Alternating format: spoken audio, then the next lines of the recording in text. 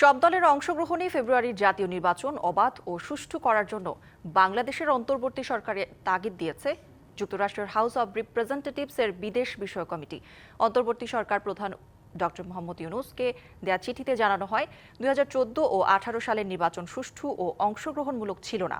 জুলাই অভ্যুত্থানে মানবাধিকারের মামলায় সাজাপ্রাপ্ত ব্যক্তির কারণে কোনো দলকে নির্বাচনে অংশগ্রহণ না করতে দিলে আগামী নির্বাচনও প্রশ্নবিদ্ধ হতে পারে বলেও মন্তব্য করা হয়েছে চিঠিতে। সব রাজনৈতিক দল অংশগ্রহণ করতে পারলে জনগণের কণ্ঠস্বর প্রতিফলিত হবে বলেও মনে করেন মার্কিন প্রতিনিধিরা। ভবিষ্যতে বর্তমান সরকার অথবা নির্বাচিত সরকার এসব বিষয়ে সতর্ক থাকবে বলেও আশা করা হয় চিঠিতে। যুক্তরাষ্ট্র বাংলাদেশের পরম বন্ধু উল্লেখ করে জানানো হয়, বাংলাদেশে গণতান্ত্রিক ধারা অব্যাহত রাখা সহ সব ধরনের সহযোগিতায় পাশে থাকবে যুক্তরাষ্ট্র। নতুন এবং ফিরে আসা গ্রাহকদের জন্য নগদে চলছে ক্যাশব্যাক সহ প্রতিদিন হাজারো উপহার জেতার সুযোগ। হবে আশা আর ফেরা, সারপ্রাইজ সেরা।